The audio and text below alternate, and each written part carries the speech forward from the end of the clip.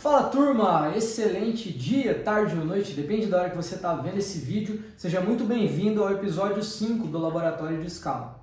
Hoje eu vou falar para você como que a gente aumentou R$ 11.500 de receita por semana em uma das operações que estão junto conosco aqui dentro dos nossos projetos.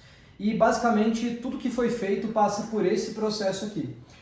Vai ter, em breve eu vou fazer um conteúdo focado só nesse processo, que é um processo que vai envolver uma série de coisas, mas que no final das contas ele não é complexo e o mais importante, ele ajuda você, empreendedor, empresário, a construir uma cultura forte, uma cultura orientada a resultado na sua equipe. Indiferente de qual seja o seu negócio, você consegue construir essa cultura utilizando tudo que está aqui, esse passo a passo que eu vou te mostrar agora, fechou? Então bora lá, sem enrolação, vamos para cima, bora para action. Seguinte, tudo começou com a definição de um objetivo. Então tudo começa com a definição de um objetivo. Quando a gente fala de objetivo aqui, a gente está falando de objetivo qualitativo, ou seja, vou dar alguns exemplos. Aumentar a satisfação dos meus clientes, aumentar a lucratividade da minha empresa, por exemplo, consolidar o sistema que está em desenvolvimento. Então existem vários tipos de objetivo que você pode trabalhar e o mais importante é que esses objetivos precisam estar focados em resolver problemas que você tem atualmente na sua empresa. Esses objetivos eles podem ser objetivos anuais e também existe como a gente fazer objetivos mais curtos, de 6 meses, por exemplo, ou até 3 meses, beleza? Mas o primeiro ponto é, quais são os objetivos que você quer cumprir na sua empresa? Para onde que você está indo esse ano? Vamos pensar em ano agora. Então, para onde você está indo esse ano? Qual o resultado que você quer alcançar? Qual o objetivo que você quer alcançar esse ano? É aumentar o lucro da sua empresa? É melhorar a satisfação dos seus clientes? É aumentar o volume de pessoas que chegam interessadas no seu negócio? Qual é o objetivo principal? Beleza? Depois de definido o objetivo principal, a gente vai definir outras coisas. A gente vai definir o seguinte: quais são as metas que estão conectadas nesse objetivo? Então, se eu quero, por exemplo, aumentar a satisfação dos meus clientes ou ter clientes mais satisfeitos, por exemplo, eu posso definir uma meta que poderia ser ter um NPS de 95, por exemplo. Eu posso trazer metas aqui, qual é a grande diferença do objetivo para a meta? O objetivo ele é qualitativo, a meta ela é quantitativa. Então, a meta ela precisa ser sempre específica e ela precisa ser quantitativa. Você precisa conseguir olhar para a meta e medir se você está conseguindo chegar ou não no alcance dessa meta. Para cada objetivo que você criar no teu negócio, e o ideal é que a gente não passe de 3, o ideal é 1 ou 2 e talvez 3, mais do que 3 começa a ficar complicado porque vai começar a dividir a energia da sua empresa, beleza? Se a sua empresa é muito grande, daí beleza, daí você pode ter objetivos dentro dos objetivos. Às vezes você vai ter um objetivo mais estratégico e você pode encaixar objetivos mais táticos, mas não vai ser o caso aqui.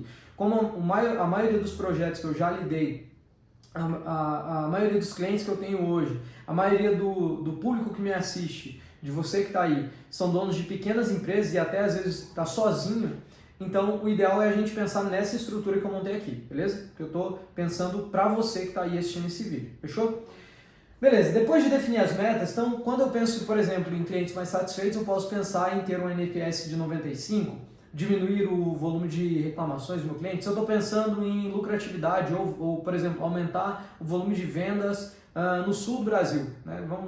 Depende do tipo de negócio, mas vamos supor que é isso. Então eu posso colocar lá, aumentar em 30% o volume de vendas na região sul. Eu posso pensar em uma meta, criar ou implementar uma franquia na região sul do Brasil, enfim. Eu posso pensar em metas e essas metas têm que ser específicas para você medir se você está conseguindo alcançar ou não.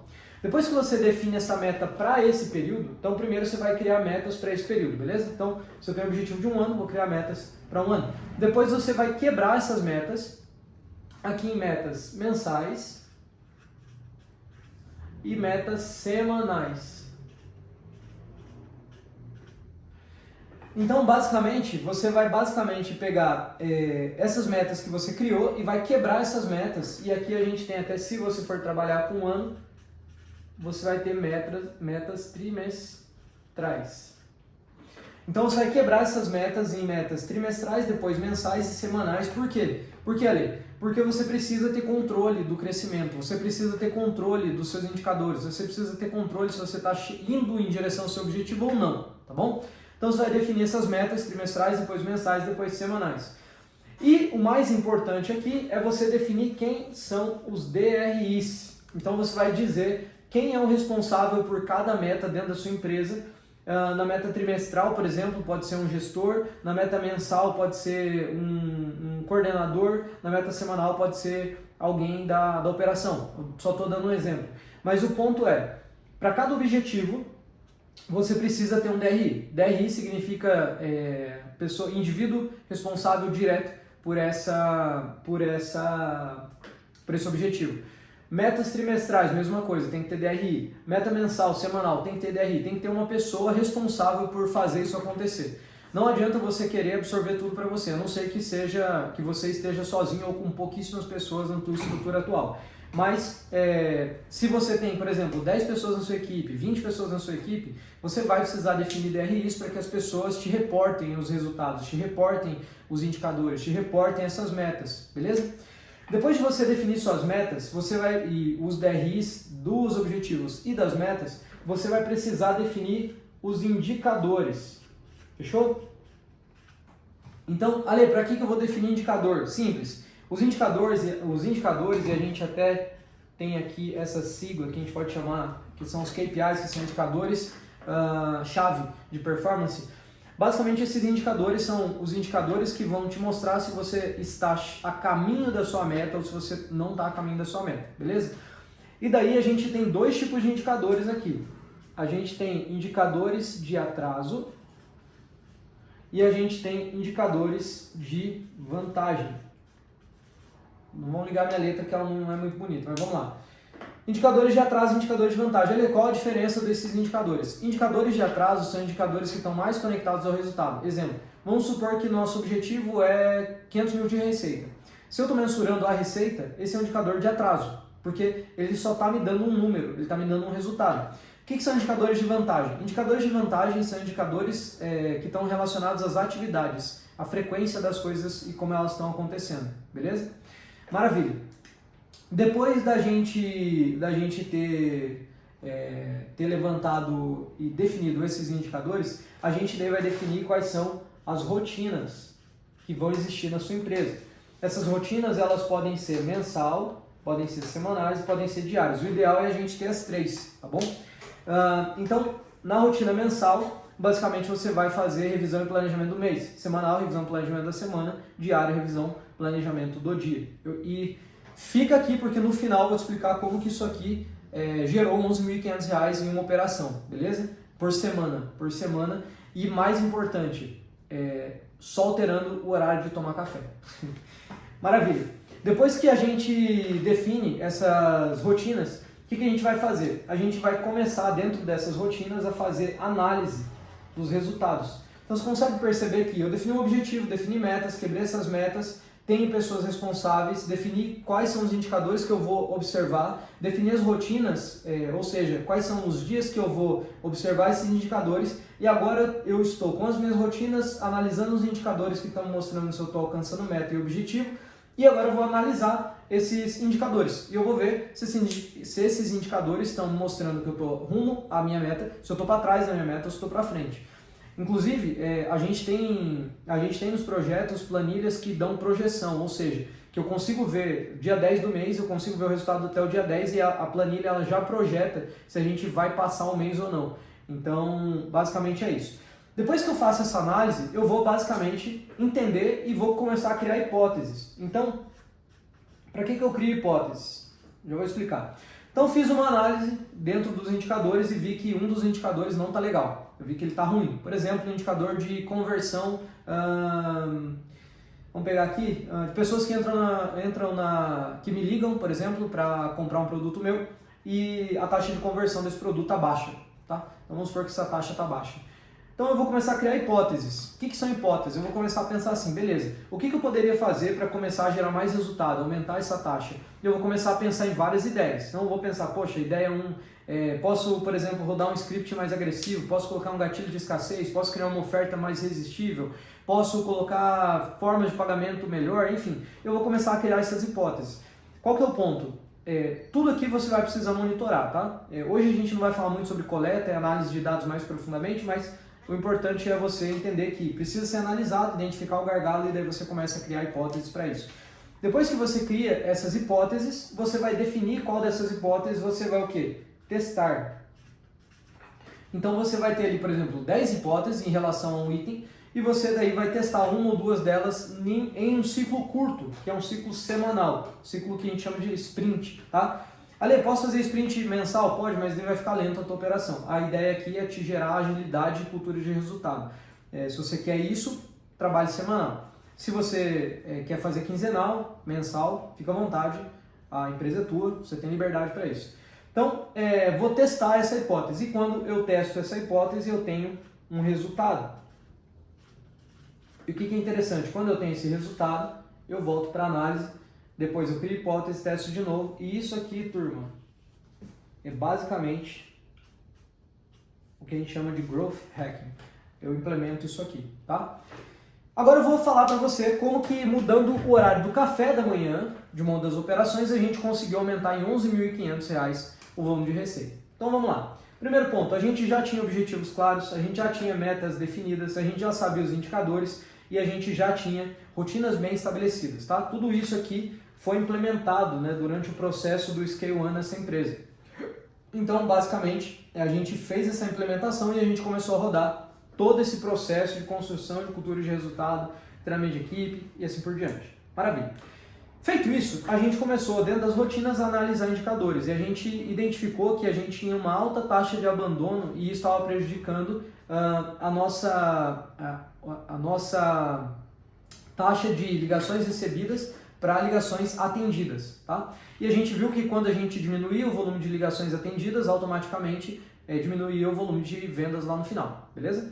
Então a gente identificou isso. Quando a gente pegou e falou, beleza, então agora a gente já entendeu que essa taxa está ruim. Quando a gente olhou para dentro dessa taxa, a gente descobriu que essa taxa de conversão de ligações recebidas para atendidas, ela estava sendo prejudicada principalmente pela taxa de abandono. Tinha muita gente abandonando as ligações. Aí a gente falou, beleza, então agora vamos entender o porquê que as pessoas estão abandonando essas ligações. E a gente foi ver alguns dados. O primeiro dado que a gente viu foi quantos abandonos a gente tinha e qual era o período que esses abandonos aconteciam, né? Ou seja, qual era o horário de pico ali, né? Tinha mais abandono 8 horas da manhã, 9 da manhã, 10 da manhã, a gente olhou esses números e a gente também olhou, então, me fugiu agora o outro dado, a gente olhou para a taxa de abandono, perfeito, quantidade de tempo que a pessoa ficava no telefone para abandonar. Então, a gente olhou o tempo médio que ela precisava ficar esperando e a partir de quanto, em média ali, a partir de quanto tempo ela abandonava e quais eram os picos. E a gente identificou que nesses picos a gente tinha um horário ali de 9 a meio-dia que era um pico grande de abandono de ligação, onde ficava concentrado mais de 50% dos abandonos de ligação. E quando a gente pegou e foi olhar para a nossa operação, a gente viu que as pessoas da operação, da parte de atendimento, elas saíam para tomar café nesse horário. Então tinha muita rotatividade de pessoas ali dentro, porque o pessoal saía para tomar um café, saía para ir no banheiro, enfim, tinha os horários de pausa no meio desse caminho. E qual foi a nossa hipótese então? Será que se a gente falar com a turma para que eles façam um café um pouquinho antes das 9 ou mais próximo do meio-dia e não fiquem dentro desse período de pico aqui de abandono, a gente consegue manter eles mais tempo aqui atendendo, né? Ou seja, eles vão ter pausas em horários que tem menos pico de ligação e daí eles ficam mais tempo focados no horário de pico de ligação. Será que se a gente fizer essa mudança a gente tem algum resultado? Essa foi a nossa hipótese. A gente testou. E quando a gente testou, pasme, você que está aí assistindo, a gente conseguiu um aumento de aproximadamente R$ 11.500 de receita só fazendo essa pequena mudança. Então veja, Ale, isso é milagre? Não é. O Ale não é um guru do marketing, eu não sou um guru de nada. Eu basicamente sou um cara que veio da área de tecnologia e trabalho focado em escala de negócio. O programa Scale One, ele tem poucos projetos e a gente tem agora o Scale Infinity que vai ser lançado nesse mês de maio, onde as pessoas vão ter acesso a toda essa metodologia. A única diferença é que não vai ser toda a nossa equipe lá implementando 100%. A gente vai fazer a implementação inicial e depois a gente vai manter acompanhamento junto com as empresas. Então, não tem nenhum milagre aqui, tá? O que aqui é feito?